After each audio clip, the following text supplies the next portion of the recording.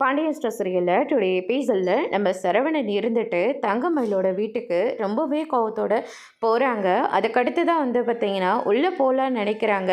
ஆனால் உள்ளெல்லாம் போக வேண்டாம், நம்ம இங்கே நின்றுக்கலாம் அப்படின்னு சொல்லிட்டு வெளியவே நின்றுட்டு தங்கமயில்னு சொல்லிட்டு கூப்பிட்டுட்ருக்காங்க. அதுக்கடுத்து தான் பாக்கியமும் நம்ம அவங்களுடைய ஹஸ்பண்டும் மாணிக்கமும் வெளியே வராங்க.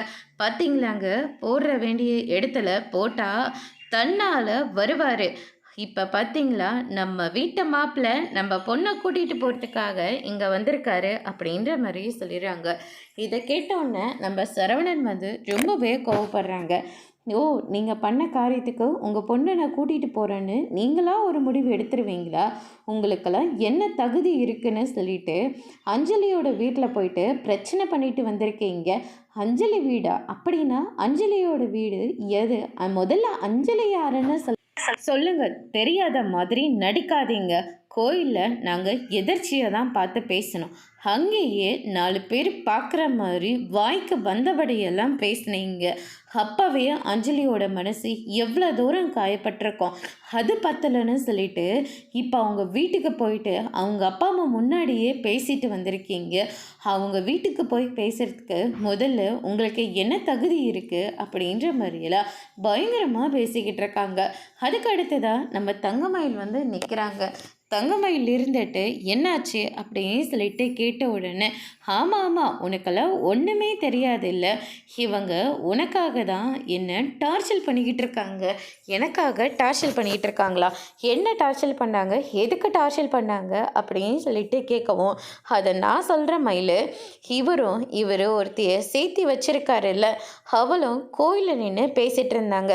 கோயிலில் எத்தனை பேர் வராங்க போகிறாங்க, கொஞ்சம் கூட கூச்ச நாச்சம் இல்லாமல் அங்கேயே நின்று பேசிக்கிட்டு இருக்காங்க. அதனால் எனக்கு கோவம் வந்துச்சு. என் பொண்ணை பிள்ளைத்தச்ச ஆக்கிட்டு அவளை கொண்டு வந்து என் வீட்டில் விட்டுட்டு இப்போ இவ கூட ஜோடி போட்டுட்டு சுற்றுறியே, நீ எல்லாம் ஒரு ஆம்பளையான்னு சொல்லி கேட்டேன். இதில் என்ன மயில் தப்பாக போச்சு அப்படின்ற மாதிரியெல்லாம் சொல்லி நான் கேட்டேன். இதுதான் விஷயமே. இதுக்கு இவர் என்னெல்லாம் பேச்சு பேசுகிறாரு பாரு மயில். மா, உன்னெல்லாம் யாரம்மா உங்ககிட்டலாம் போய் பேச சொன்னது அப்படின்னு சொல்லிட்டு கேட்கவும், உங்கள் அம்மா என்ன அதோடவா விட்டாங்க? அதோட விடாமல் அவங்க வீட்டுக்கு போயிட்டு அவங்க முன்னாடியே பேசிட்டு வந்திருக்காங்க. அஞ்சலிக்கு இதில் எவ்வளோ அசிங்கமாக போயிருக்கோம். நாங்கள் எதர்ச்சியாக பேசினதை இவங்க எதுக்காக இவ்வளோ பெரிய விஷயமா ஆக்கிட்டு இருக்காங்க? என்னை நிம்மதியாகவே இவங்க வாழ விட மாட்டாங்களா? உங்கள் பொண்ணு கூட நான் சேர்ந்து வாழ்கிறேன் நான் சொன்னேன்னா உங்கள் பொண்ணு யாரோ நான் யாரோ? ஓ, அப்படி ஆகலாம் நான் விட்டுருவேனா? எப்பாடு பட்டாவது உங்களை நான் என் பொண்ணோட சேர்த்து வச்சிட மாட்டேன். அஞ்சலியாவது ஒன்றாவது அந்த அஞ்சலியை தூக்கி போட்டு மிதின்னு மிதித்து என் பொண்ணு உங்களோட சேர்த்து தான் நான் வாழ வைக்க போகிறேன் அப்படின்ற மாதிரி சொல்லிடுறாங்க. அதுக்கடுத்ததாக சரவணன் இருந்துட்டு 1008 பொய்யை சொல்லி இந்த கல்யாணத்தை பண்ணி வைப்பீங்க. வாயை திறந்த வெறும் பொய்யும் மட்டும்தான். இந்த லட்சணத்தில் நான் வேற உங்கள் பொண்ணை கல்யாணம் பண்ணிக்கணுமா?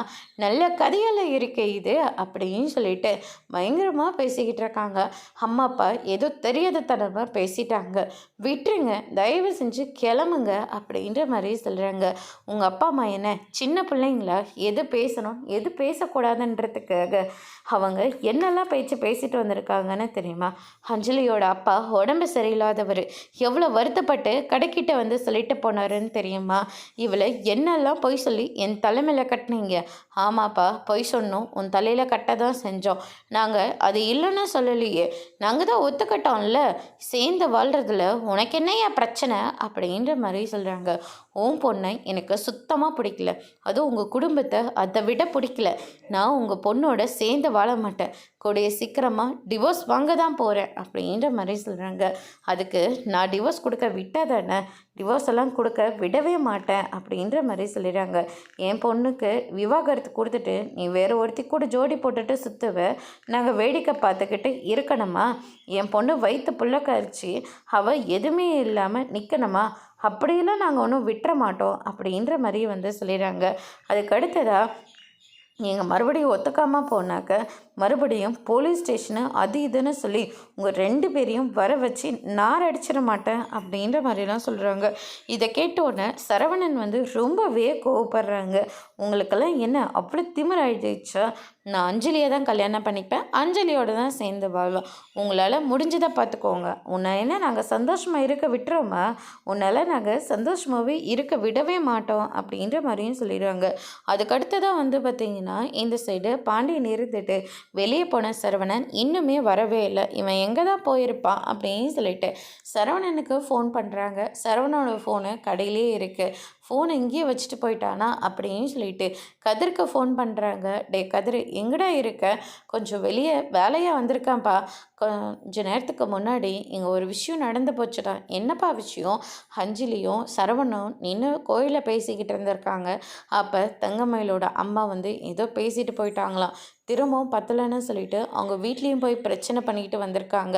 அந்த விஷயத்த அஞ்சலியோட அப்பா ரொம்ப வருத்தப்பட்டு பேசிட்டு போனார். அந்த கோவத்திலேயே அவனும் நேராக தங்கமயிலோட வீட்டுக்கு தாண்டா போயிருக்கணும். போய் கொஞ்சம் என்ன ஏதுன்னு பார்க்குறியா?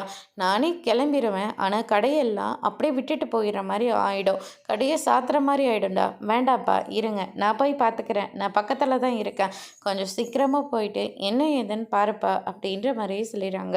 அதுக்கு அடுத்ததாக கதிரும் கிளம்பி போகிறாங்க. இந்த பக்கம் வந்து பார்த்திங்கன்னா மயிலும் எவ்வளவோ அவங்க அம்மாவை சமாதானம் பண்ண பார்க்குறாங்க. ஆனால் அவங்க கூட கூட நம்ம சரவணன் கூட பேசிக்கிட்டு இருக்கிறதுனால சரவணன் இதை கேட்டு ரொம்பவே கோவப்படுறாங்க. அதுக்கு அடுத்ததாக நீங்கள் அடங்க மாட்டிங்களா? என்னை நிம்மதியாக வாழ விட மாட்டிங்களா அப்படின்னு சொல்லிட்டு கல் எடுத்து ஓடி வராரு. தங்கமயில் எல்லாரும் தடுத்து பார்க்குறாங்க. போடியா போடு, என் தலைமையிலேயே போடு அப்படின்னு சொல்லிட்டு நம்ம பாக்கியம் ஒரு பக்கம் பேசிக்கிட்டு இருக்கா. அதுக்கு அடுத்ததாக சரியான நேரத்தில் கதிர் வந்துட்டு என்னென்ன பண்ணிக்கிட்டு இருக்க, கல்லை முதல்ல கீழே போடுன்னு. இல்லைடா, இவங்கெல்லாம் அடங்கவே மாட்டிக்கிறாங்க அப்படின்ற மாதிரி சொல்லிடுறாங்க. வான போகலாம் தம்பி, தயவு செஞ்சு கூட்டிகிட்டு போங்க அப்படின்ற மாதிரி தங்கமயில் ஒரு பக்கம் சொல்லிக்கிட்டு இருக்காங்க. உங்களுக்கெல்லாம் என்னதம்மா பிரச்சனை? எதுக்காக இப்படிலாம் பண்ணிகிட்ருக்கீங்க? உங்களெல்லாம் நான் இதை பண்ண சொன்னேன்னா எதுக்குமா அந்த வீட்டில் போயிட்டு நீங்கள் பிரச்சனை பண்ணிகிட்ருக்கீங்க? அவர் டிவோர்ஸ் வேணும்னு கேட்டார், நானும் கொடுக்குறேன்னு சொல்லிட்டேன். விருப்பமே இல்லாத கூட நான் எப்படிம்மா குடும்பம் நடத்த முடியும்? நானும் வேண்டாம் தானே சொல்கிறேன். நீங்கள் எதுக்கு தேவையில்லாமல் போய் பிரச்சனை பண்ணுறீங்க? உங்களை நான் போய் பிரச்சனை பண்ண சொன்னேன்னா அப்படின்னு சொல்லிட்டு பயங்கரமாக சத்தம் போட்டு பேசினதுனால திடீர்னு மயக்கா போட்டு கீழே விழுந்துடுறாங்க. தண்ணி தெளித்து பார்க்குறாங்க எழுகிறதுல. அதனால் ஒரு ஆட்டோவை கூட்டிகிட்டு வந்து ஹாஸ்பிட்டலுக்கு கூட்டிகிட்டு போகிறதா பாக்கியம் வந்து சொல்லிக்கிட்டு இருக்காங்க. அதுக்கு அடுத்ததான் இந்த சைடு நம்ம கதிர் இருந்துட்டு ஒரு பொட்டிக்கடை பக்கம் நின்றுக்கிட்டு சரவணனுக்கு ஒரு ஜூஸை வாங்கி கொடுக்குறாங்க. குடிங்கண்ணே அப்படின்ற மாதிரி சொல்கிறாங்க. நான் என்னடா பாவம் பண்ணேன்? அப்பா அம்மா ஒரு பொண்ணை பார்த்தாங்க, கல்யாணம் பண்ணிக்கோன்னு சொன்னாங்க, நானும் கல்யாணம் பண்ணிக்கிட்டேன். அதுக்கப்புறம் அவளை பற்றி எல்லா விஷயமும் வெளியில் வருது. அதை மறைக்கிறதுக்காக அவள் என் மேலே தேவையில்லாமல் பழி போட்டா. எனக்கு ஒரு பொண்ணு கூட தொடர்பு இருக்குது, அதனால தான் என்னை அடிக்கிறாரு, என் கூட பேச மாட்டேங்கிறாரு அப்படின்னு சொல்லிட்டு அம்மா அப்பா கிட்டே என்னை பற்றி தப்பாக சொன்னான். எல்லாத்தையும் பொறுத்துக்கிட்டு தானே நான் வாழ்ந்துட்டு இருந்தேன். அதுக்கப்புறம் ஒரு கட்டத்துக்கு மேலே முடியலன்னு தானே அவளை நான் வேண்டான்னு சொன்னேன். ஆனால் அஞ்சலி பாவண்டா, அஞ்சலி என்ன நான் பேசுகிற போது வேண்டான்னு தான் சொல்லிச்சு. ஆனால் நான் தான் அஞ்சலியை கன்வின்ஸ் பண்ணி பேச வச்சேன். அப்பா கூட குழந்தைய பற்றி யோசிச்சுது. அப்பா அம்மா பேச வேண்டாம்னா சொன்னால் கூட சரி நீங்கள் என் கூட பேசாதீங்கன்னு சொல்லிட்டு விலகி தாண்டா போச்சு. அஞ்சலி கூட பேசியே ரொம்ப நாள் ஆகுதுடா. இன்றைக்கி தாண்டா கோயிலில் எதர்ச்சியாக பார்த்தோம். அங்கேயும் வந்து அந்த அம்மா அவ்வளோ சத்தம் போட்டு பேசினாங்க, அவ்வளோ அசிங்கப்படுத்தினாங்க. அது பத்தலைன்னு வீட்டுக்கு போய் சத்தம் போட்டிருக்காங்க. அவங்க அப்பா ஒரு உடம்பு சரியில்லாத மனுஷன்டா. ஏற்கனவே பொண்ணோட வாழ்க்கையே தொலைஞ்சு போச்சுன்னு சொல்லிட்டு அவர் வருத்தத்தோடு இருக்காரு. அது பத்தலைன்னு இது போய் பேசிட்டு வந்திருக்கடா. பாவண்டா அந்த குடும்பம். நான் என்னடா பாவம் பண்ணேன்? இங்கே பாடுறா, என்னாலலாம் சத்தியமாக முடியலடா. எனக்கு இருக்கிற கோவத்துக்கு நான் செத்து போயிடலாம்டா அப்படின்ற மாதிரிலாம் சொல்கிறாங்க. கதிர் இதை கேட்டு ரொம்பவே வருத்தப்படுறாங்க. அதோட இன்னைக்கான எபிசோட் முடிச்சிருக்காங்க. இனி பாண்டியன் ஸ்டோர் சீரியலில் அடுத்தடுத்து என்னெல்லாம் நடக்க போகுதுன்றதை வெயிட் பண்ணி பார்க்கலாம். தேங்க்யூ.